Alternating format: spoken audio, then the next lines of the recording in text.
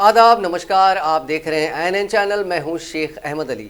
इस news bulletin में आइए सबसे पहले नजर डालते हैं हेडलाइंस पर। जारी रहेगी आरटीसी हड़ताल, वजीर आला की सर्द मोहरी से नाराज मुलाजिमीन ने किया ऐलान।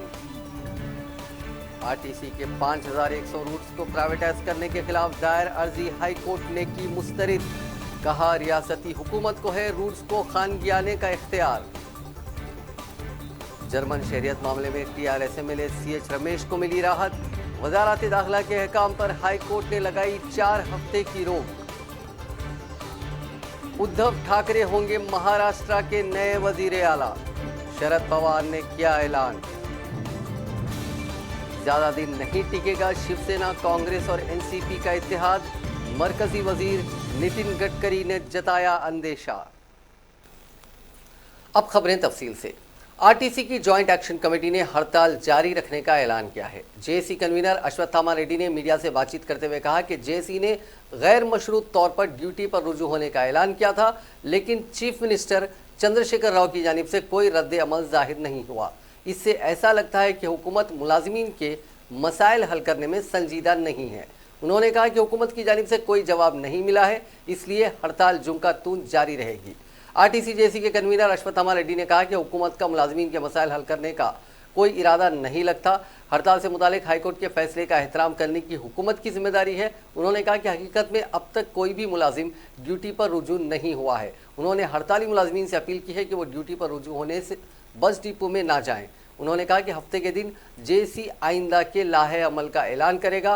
हड़ताल के हिस्से के तौर पर हफ्ते के रोज़ तमाम बस डिपो के सामने सेव आरटीसी रैली निकाली जाएगी। आरटीसी को बचाने के नाम पर यह एहतजाज किया जाएगा।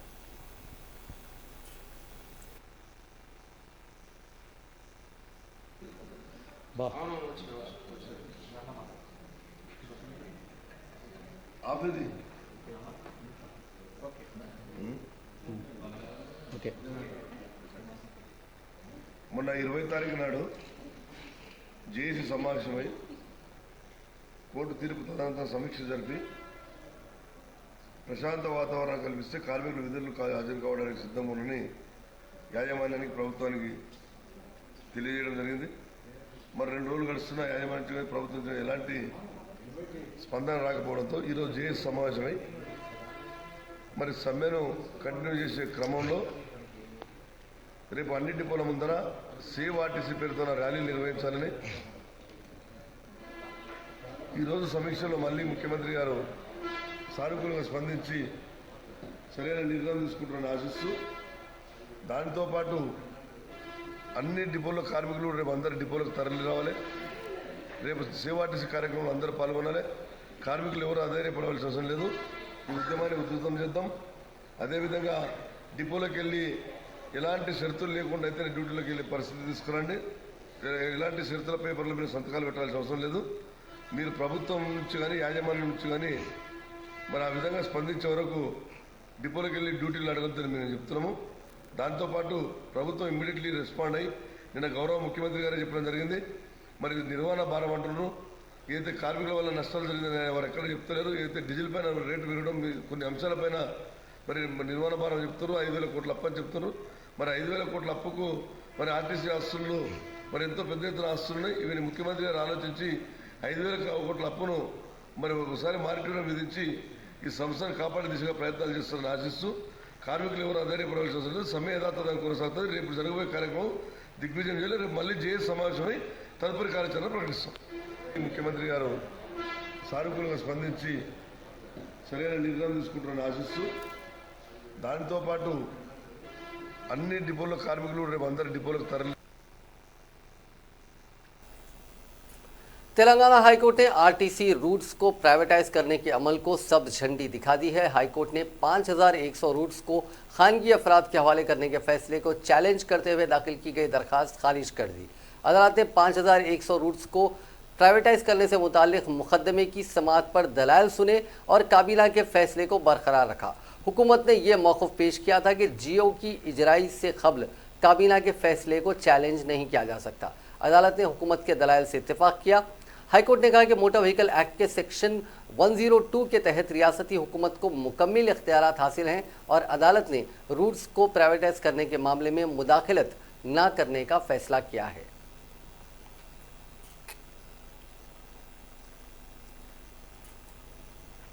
आरटीसी हड़ताल के दौरान एक और ड्राइवर की खल्ब पर हमले से मौत हो गई। परगी डिपो से वाबस्ता वीरभद्रिया के खल्ब पर हमला हुआ। उसे इलाज के लिए हॉस्पिटल में शरीक करवाया गया था, जहां वो जानबर ना हो सका।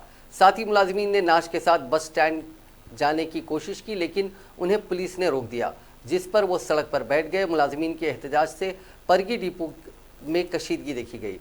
वीरभद्रा का ताल्लुक कलकी चरला मंडल के मौजू मंडपेल से बताया गया है। पता चला है कि पिछले दिनों से वो काफी तनाव में था।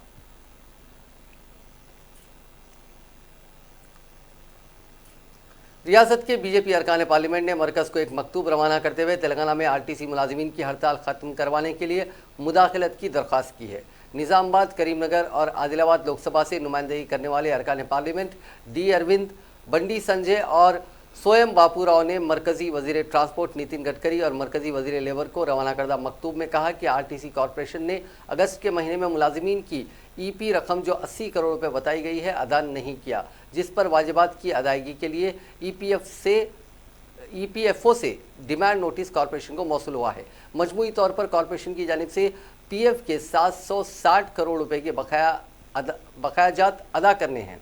अरकान पार्लियामेंट ने इस मामले में मरकजी वजीर को मुदाखलत करने की अपील की। अरकान पार्लियामेंट ने अपने मकतूब में कहा कि पीएफ बकायाजात अदा न करने से ईपीएफ एक्ट के तहत कॉरपोरेशन के खिलाफ मुजरिमाना कार्रवाई हो सकती है। इस सिलसिले में मेंबरान पार्लियामेंट ने यूनियन लेबर डिपार्टमेंट से मुदाखलत की अपील की है।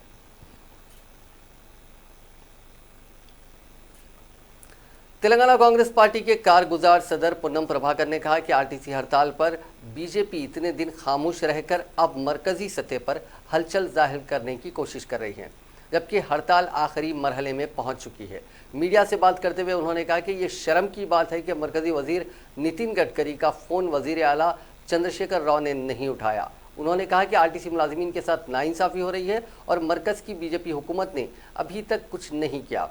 उन्होंने इल्ज़ाम लगाया कि दिल्ली में टीआरएस और बीजेपी दोनों दोस्त हैं, जबकि दिल्ली में ये कुश्ती का ड्रामा कर रहे हैं। पुन्नम प्रभाकर ने कहा कि रियासती हुकूमत मुलाजिमीन के साथ जालिमाना रवैया इख्तियार किए हुए है, तो फिर बीजेपी भी क्या कर रही है। उन्होंने कहा कि हुकूमत आरटीसी मुलाजिमीन के साथ हमदर्दी का मुजाहरा करते हुए इस मसले की यकसुई करें।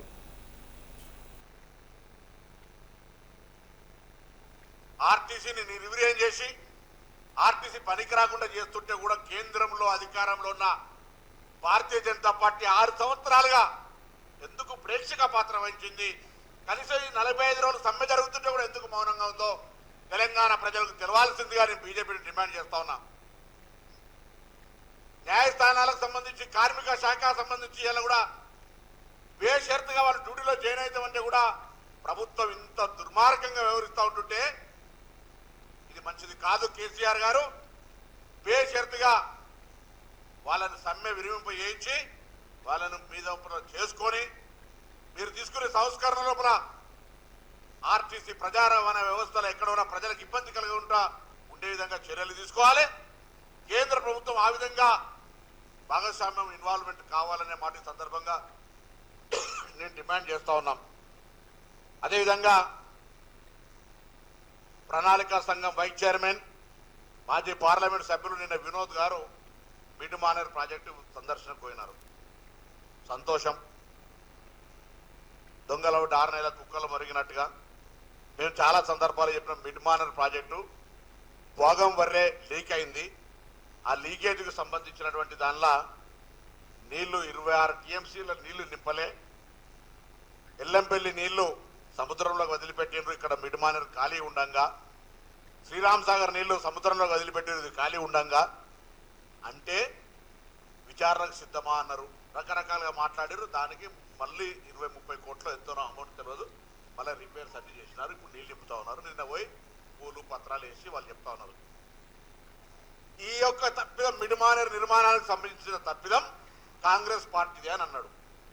నేను ఒకటే అడుగుతా ఉన్నా మీ ద్వారా, కాంగ్రెస్ పార్టీ మిడ్ మానేర్ నిర్మాణం తప్పిదం అయితే నేను నిర్మాణం చేసినట్టు నువ్వు ఒప్పుకుంటున్నట్టు टीआरएस रुकने असेंबली सीएच रमेश को हाई कोर्ट से राहत मिली है।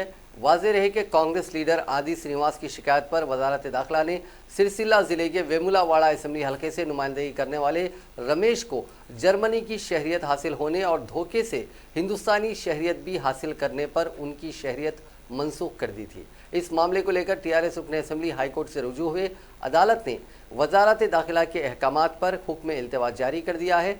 4 हफ्तों तक के लिए वजारत दाखिला के अहकामात पर रोक लगा दी गई है। इस मुकदमे की अगली समाअत 16 दिसंबर को होगी। Hyderabad metropolitan water works and sewerage board ने गैर मजाज नल कनेक्शंस को बाकायदा बनाने आज से वीडीएस स्कीम का आगाज़ किया है, जो 22 फरवरी तक यानी 90 दिन तक जारी रहेगी। बोर्ड के मैनेजिंग डायरेक्टर दाना किशोर ने नल के गैर कानूनी कनेक्शन रखने वाले तमाम अफराद को इस स्कीम से इस्तेफादा हासिल करने की दरख्वास्त की है। इसके लिए वाटर बोर्ड के मुतालिका अहदेदारों से रब्त किया जा सकता है या फिर बोर्ड की वेबसाइट के जरिए ऑनलाइन दरखास्तें जमा की जा सकती हैं। स्कीम की तफसीलात टेलीफोन नंबर 155313 से हासिल की जा सकती हैं। उन्होंने कहा कि नल कनेक्शन को कनेक्शन चार्जेस के अलावा 1 माह के बिल की अदायगी पर बाकायदा बनाया जाएगा। एमडी ने इंतबाह दिया कि अगर इस स्कीम के बाद भी गैर कानूनी कनेक्शन पाए गए तो इस कनेक्शन पर दुगना चार्ज अदा करना पड़ेगा। 3 साला यूटिलिटी चार्जेस के अलावा 300 रुपये सर्विस चार्जेस भी अदा करने होंगे। एमडी ने शहरियों को मशवरा दिया कि गैर मजाज कनेक्शन रखने वाले तमाम सारिफिन इस मौके से फ़ायदा उठाएं, क्योंकि गैर मजाज कनेक्शन पाए जाने की सूरत में जुर्माना आयद करने के साथ साथ कानूनी कार्रवाई भी की जाएगी।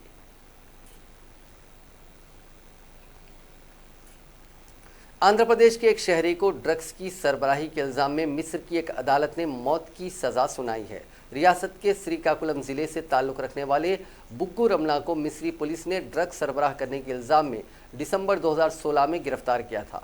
बताया गया है कि रमना समंदर में शिपयार्ड में काम करता था। उसकी कश्ती में ड्रग्स मिलने पर पुलिस ने उसे गिरफ्तार किया था और अदालत में पेश किया, जहां उसे अदालत ने सजाए मौत सुनाई है। रमना के रिश्तेदारों ने इस वाक़े की इतला श्रीकाकुलम के रुकने पार्लियामेंट राम मोहन नायडू को दी और उन्हें मरकज़ी हुकूमत से नुमाइंदगी करते हुए रमना को वापस सलामत लाने की दरख्वास्त की, जिस पर रुकने पार्लियामेंट ने वज़ीर ख़ारजा DRS जयशंकर से मुलाकात की और रमना की सज़ा माफ़ करवाने के लिए मिस्र की हुकूमत से नुमाइंदगी की दरख्वास्त की। राम मोहन नायडू ने कहा कि रमना को वतन वापस लाने तक वो अपनी जद्दोजहद जारी रखेंगे।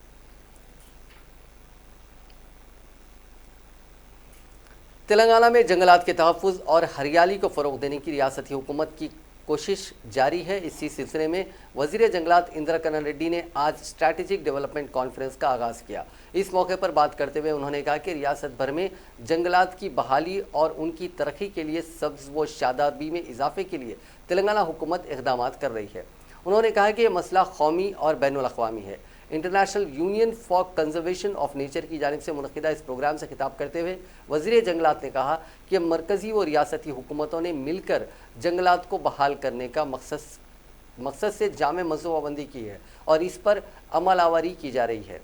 वज़ीर मौसूफ ने कहा कि 4 साल पहले शुरू किए गए जंगलात की बहाली के कामों के नताइज अब सामने आ रहे हैं। तेलंगाना में हरितारम प्रोग्राम के जरिए जंगलाती इलाके में 33% इजाफा किया जा रहा है। तेलंगाना में जंगलात की बहाली से 3 लाख हेक्टेयर तक सब्ज़ व शादाबी बढ़ गई है। आने वाले 5 सालों में 10 लाख हेक्टेयर जंगलात की बहाली के लिए इक़दाम किए जाएंगे। जंगलात के तहफ़्फ़ुज़ के लिए जंगल के अहाते में नमी बरकरार रखना और आतिशज़दगी के वाक़यात पर काबू पाना जैसे इक़दाम किए जा रहे हैं।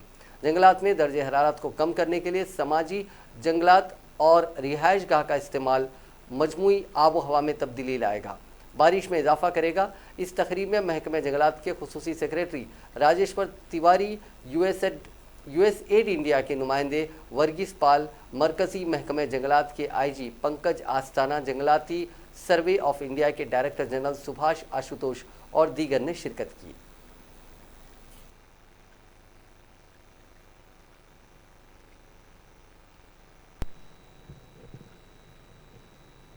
To all, welcome to the conference on forest landscape restoration, developing strategies of global national commitment. I welcome to the dignitaries Sri Dr. Suresh Kerala, Director General ICFRE Government of India, Sri Rajeshwar Tiwari ji, Special Chief Secretary, Environment, Forest and Science and Technology. Mrs. R. Shobha, PCCF, HOFF, Telangana State Forest Department. Sri Dr. Subhash Ashutosh, DG, FSI, Government of India. Sri Pankaj Asthana, IG of Forest, NAEB, Government of India. Sri Dr. Jaiswal, Additional PCCF and Forest Office officials, head of the line departments, other stakeholders and media friends. I am extremely happy to share this occasion with all of you. Telangana state is traditionally known for rich forest and wildlife resources with 26,904 square kilometers of notified forest covering 24% of geographically area of the state. The state has a strong protected area network with 9 wildlife sanctuaries and 3 national parks covering 5,856 square kilometers of the forest area with a unique ecosystem and biodiversity. Our government has accorded वजीर सेहत ईटला राजेंद्र ने कहा है कि हुकूमत के इक़दामात की वजह से ही बेहतर तिब्बी खिदमात फराहम की जा रही हैं। मीडिया से बात करते हुए उन्होंने कहा कि रियासत में नौमौलूद बच्चों की और जच्चे की अमवात में कमी वाक़ हुई है। उन्होंने कहा कि मेडिकल कॉलेजेस में डॉक्टर्स का इजाफा किया गया है। नए 7 अजला में 9 मकामात पर ज़िला हॉस्पिटल्स कायम किए गए हैं। कौमी शाहराहों पर भी हॉस्पिटल्स कायम करने का हुकूमत ने फैसला लिया है। ट्रॉमा सेंटर्स में इजाफा किया जा रहा है। वज़ीर मौसूफ ने कहा कि मरकज़ी हुकूमत के आयुष्मान भारत से आरोग्यश्री स्कीम बहुत बेहतर है। नए 9 अजला के हेडक्वार्टर्स में 241 करोड़ रुपए के खर्च से ज़िले सतही के हॉस्पिटल्स और मेडिकल कॉलेजेस कायम किए जाएंगे। वरंगल और आदिलाबाद में बहुत जल्द सुपर स्पेशलिटी हॉस्पिटल्स आवाम के लिए दस्तियाब रहेंगे। ईटला राजेंद्र ने बताया कि 11 ट्रॉमा केयर सेंटर्स को टीचिंग कॉलेजेस में तब्दील किया जाएगा। उन्होंने तयखुन दिया कि बजट में कटौती के बावजूद जिन कामों का ऐलान किया गया है उनको पूरा किया जाएगा।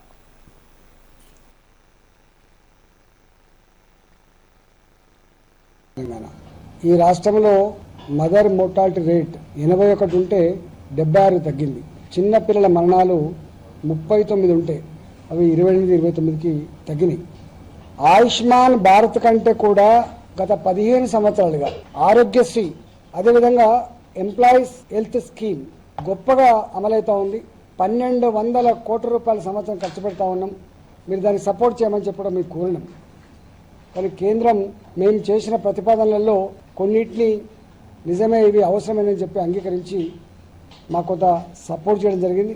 కాన్స్టాంట్గా మా ఆఫీసర్లు కానీ మేము కానీ ఢిల్లీకి వెళ్ళినప్పుడు మేము పరిశీలి చేస్తే కేంద్రం మేము తీసుకున్న ప్రోగ్రెసివ్ నిర్ణయాలలో మేము కూడా భాగం పంచుకుంటామని చెప్పి వాళ్ళు ముందుకు రావడం జరిగింది. దాంట్లో భాగంగానే కొత్తగా ఏర్పడ్డ 9 జిల్లా హెడ్ క్వార్టర్ల 1 భూపాలపల్లి, 2 ములుగు జిల్లా హెడ్ క్వార్టర్, 3 వరంగల్ రూరల్ జిల్లా కింద నర్సంపేట, మహబూబాద్ ఏ ట్రైబల్ పాపులేషన్ అయితే ఎక్కువ ఉంటుందో అక్కడ కూడా పెట్టాలని చెప్పారు. 4వది పాత కరీంనగర్ జిల్లాలో సిరిసిల్ల, పాత ఆదిలాబాద్ జిల్లాలో నిర్మల్, ఆసిఫాబాద్, మహబూబ్ నగర్ జిల్లాలో గద్వాల, నారాయణపేట్ 9 జిల్లా హెడ్ క్వార్టర్లలో జిల్లా స్థాయి ఆసుపత్రుల కోసం మేము తీసుకున్న నిర్ణయానికి మా ప్రతిపాదనలకి వాళ్ళు కూడా కొంత సహాయం చేస్తారని చెప్పి ముందుకొచ్చి మాకు దాదాపు 214 కోట్ల రూపాయలు కేంద్ర ప్రభుత్వ రాష్ట్ర ప్రభుత్వ షేర్ ఉంటుంది, 60-40% చొప్పున మాకు వాళ్ళు ఆమోదం తెలపడం జరిగింది. ఇది బిగ్ అచీవ్మెంట్గా మేము భావిస్తూ ఉన్నాం. ఎక్కడికక్కడ వైద్యం డిసెంట్రలైజ్ అయితే, ఆసుపత్రుల స్థాయి పెరిగితే హైదరాబాద్లో ఉన్న నిమ్స్ మీద కానీ, గాంధీ హాస్పిటల్ మీద కానీ, ఉస్మానియా మీద కానీ భారం పడకుండా ఉండే పద్ధతిలో ఇవి తోడ్పాటును అందిస్తాయని చెప్పి మనం చేస్తూ ఉన్నాం. వీటి త్వరలోనే ప్లాన్ చేసి టెండర్లు పిలిచి వీటి నిర్మాణం కూడా చేపడతామని చెప్పి తెలియజేస్తా ఉన్నాం. మెడికల్ కాలేజ్ విషయంలో ఇప్పటికే తెలంగాణ రాక वजीर सयाह श्रीनिवास गौड़ ने कहा कि माहौलियात में तवाज़ुन बरकरार रखने के लिए तेलंगाना हुकूमत मुख्तलिफ इक़दामात कर रही है। The institute of engineers Telangana centre के ज़ेर एहतमाम माहौलियात से मुतालिक रोज़ बरोज़ बढ़ते हुए माहौलियाती माहौलियाती इन्हतात और उसके सिद्धबाब पर विश्वेश्वरैया भवन में 3 रोज़ा आलमी कॉन्फ्रेंस का इनेकाद अमल में आया। वजीर श्रीनिवास गौड़ ने इस मौके पर खिताब करते हुए कहा कि माहौल में बढ़ती आलूदगी के बाद ओजोन लेयर मुतासिर हो रहा है, जिससे मौसमों में तब्दीली वाक़ हो रही है। उन्होंने कहा कि इसके तदारुक के लिए रियासत तेलंगाना के वज़ीर आला के चंद्रशेखर राव ने मिसाली इक़दाम अंजाम दिए हैं। करोड़ों की तादाद में शजरकारी के तहत रियासत गिर सतह पर पौधों को लगाया गया है ताकि होने वाली तब्दीली पर मौसर अंदाज से काबू पाया जा सके। उन्होंने अवाम को तलखीन की कि वो प्लास्टिक से बनी अशिया का इस्तेमाल तर्क करते हुए माहौल दोस्त रिसाइकल अशिया का इस्तेमाल करें। प्लास्टिक की बनी अशिया प्लास्टिक पॉलीथीन में लाने और उसके इस्तेमाल से बचें, क्योंकि इससे मुज़िर कैंसर जैसी बीमारियां होने के खवी इम्कानात पाए जाते हैं। उन्होंने इंजीनियर्स को मशवरा दिया कि वो इस सिलसिले में शऊर बेदारी सेमिनार, सिम्पोजियम्स और कॉन्फ्रेंसेस का वक्तन फ़ौक़तन इनेकाद अमल में लाएं। इस मौके पर chairman doctor M Satyanarayana, MD आबरसानी, दाना किशोर, G सतीश चंद्रा और दीगर ओहदेदार मौजूद थे।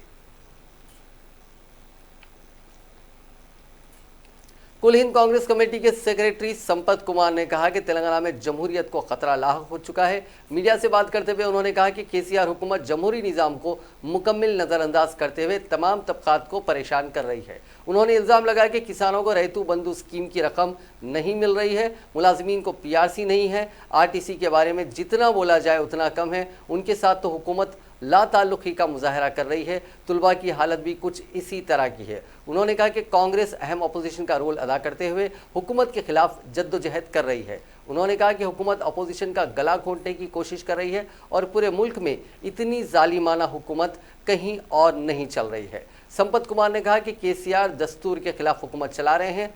तेलंगाना में मीडिया पर दबाव डाला जा रहा है, जिसकी वजह से हक़ाइक़ मंजर आम पर नहीं आ रहे हैं। उन्होंने कहा कि वुज़रा KTR और हरीश राव का अता पता नहीं है। क्या इन दोनों को तेलंगाना के मसाइल नहीं दिखाई दे रहे हैं? संपत कुमार ने कहा कि अवाम जब तक बगावत पर नहीं उतरेगी उस वक्त तक इंसाफ नहीं मिलेगा और तेलंगाना में जमहूरियत को बहाल करने के लिए सबको काम करना चाहिए। तेलंगाना कांग्रेस के कई कायदीन PCC सदर के ओहदे के लिए एक दूसरे पर सबकत ले जाने की कोशिश कर रहे हैं। जग्गा रेड्डी के बाद साबिक रुकने राज्यसभा V हनुमंत राव ने भी उनको PCC का ओहदा देने का मुतालबा किया। मीडिया से गैर रस्मी तौर पर बातचीत करते हुए उन्होंने कहा कि KCR को इख्तिदार से बेदखल करना है तो बैकवर्ड क्लास से ताल्लुक़ रखने वाले कायद को ही PCC सदर बनाया जाए। उन्होंने कहा कि आला ज़ात वालों को अपनी सोच में तब्दीली लाने की ज़रूरत है। उन्होंने कहा कि पसमानदा तबके के PCC के वक्त ही कांग्रेस को फ़ायदा हुआ है। उन्होंने कहा कि वो बहुत जल्द सोनिया गांधी से मुलाकात करेंगे। उन्होंने कहा कि कांग्रेस को इख्तिदार में लाना ही उनका मकसद है। वज़ीर आला का ओहदा किसी को भी दिया जाए, इससे कोई फ़र्क नहीं पड़ेगा। इस ओहदे का उम्र से कोई ताल्लुक़ नहीं है। दिल्ली में शीला दीक्षित को PCC सदर बनाया गया था। हनुमंत राव ने कहा कि माजी में वो इस ओहदे पर फायज रह चुके हैं और उनको तजुर्बा है। हनुमंत राव ने कहा कि KCR तबकावारी तौर पर मुनज़्ज़म होने की कोशिश कर रहे हैं। नाजरीन, अब बात करते हैं महाराष्ट्र की। वजीर आला के ओहदे के लिए शिवसेना सरबराह उद्धव ठाकरे के नाम पर इत्तेफाक हो गया है। इसका ऐलान आज NCP सरबराह शरद पवार ने किया। आज शाम पवार ने तीनों पार्टियों की मीटिंग के बाद सहाफ़ियों को इत्तला दी कि शिवसेना के 59 साला सरबराह उद्धव ठाकरे कांग्रेस, NCP और शिवसेना के इत्तेहाद की क़यादत करेंगे और रियासत में आइंदा सरकार बनाने के लिए दावा पेश करेंगे। उन्होंने कहा कि हुकूमत का पॉलिसी और प्रोग्राम के तहत चलाएगी। इसके बारे में तफसील हफ्ते के रोज़ पेश कर दी जाएगी।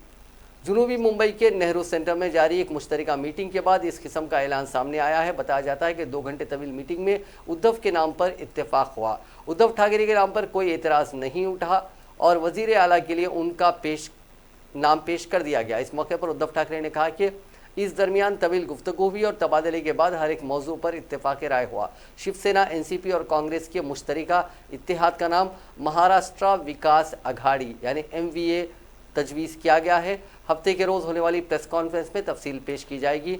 NCP के तर्जुमान नवाब मलिक ने कहा कि प्रेस कॉन्फ्रेंस के बाद हुकूमत बनाने के लिए दावा पेश किया जाएगा।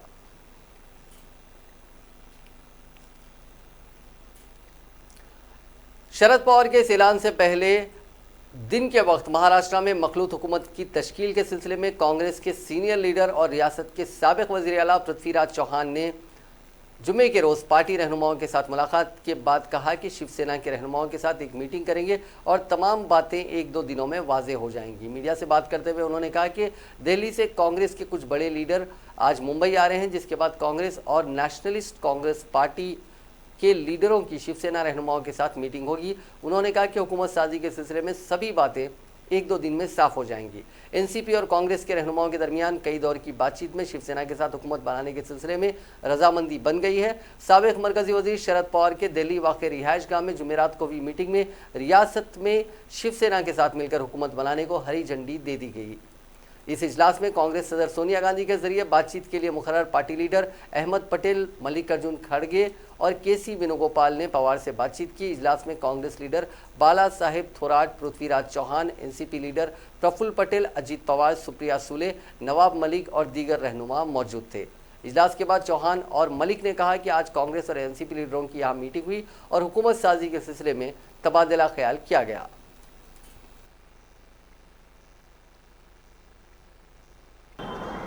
उद्या चर्चा चालू राहील। जैसे कि हमने कल आपको बताया था, कल हमने राष्ट्रवादी कांग्रेस और कांग्रेस की चर्चा हुई थी और सभी मुद्दों पे हमारी आम राय बन गई थी और आज हम दोनों पार्टियां मिलकर शिवसेना से बातचीत करने मुंबई आए थे। हम तीनों पार्टियों की सरकार स्थापन करने के बारे में और उसके जो भी महाराष्ट्र में हुकूमत की तश्कील के लिए सरगर्मियां तकरीबन आखिरी मरहले में हैं। शिवसेना लीडर ने जुमे के रोज़ कई ऐसे बयान दिए जो जाहिर कर रहे हैं कि शिवसेना की कांग्रेस और एनसीपी से बातचीत मुकम्मिल हो गई है और हुकूमत साजी को लेकर इत्तेफाक भी बन गया है। संजय रावत ने मीडिया से बातचीत के दौरान रियासत में चल रही सियासी हलचल के पेश नज़र एक बात तो साफ तौर पर कह दिया कि अब अगर भगवान इंद्र की गद्दी भी बीजेपी पेश करेगी तो उनके साथ नहीं जाएंगे। संजय रावत ने कहा कि महाराष्ट्र में बीजेपी के लिए हुकूमत साजी के तकरीबन सभी रास्ते बंद हो गए हैं। तवक्को है कि उद्धव ठाकरे ही वज़ीर आला का ओहदा संभालेंगे। उन्होंने कांग्रेस और एनसीपी का नाम नहीं लिया, लेकिन साफ लफ्ज़ों में ये कहा कि तीनों पार्टियों के दरमियान सभी इश्यूज़ पर बातचीत हुई है और वज़ीर आला के ओहदे समेत दीगर बातों पर भी इत्तेफाक कायम हो गया है। महाराष्ट्र में कांग्रेस, एनसीपी और शिवसेना के मुमकिन इत्तेहाद को मरकजी वजीर नितिन गडकरी ने मौका परस्ती का इत्तेहाद बताया।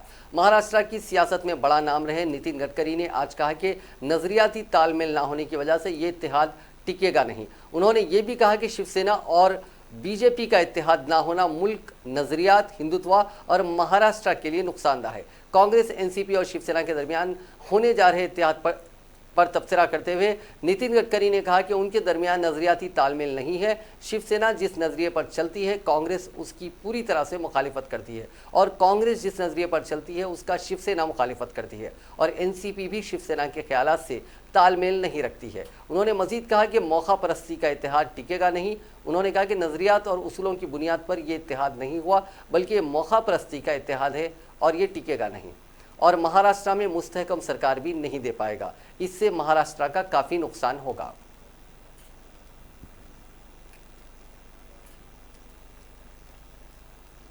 महाराष्ट्र में इंतखाबात के बाद एनसीपी, कांग्रेस, शिवसेना इत्तेहाद के खिलाफ सुप्रीम कोर्ट में आज एक अर्जी दायर की गई।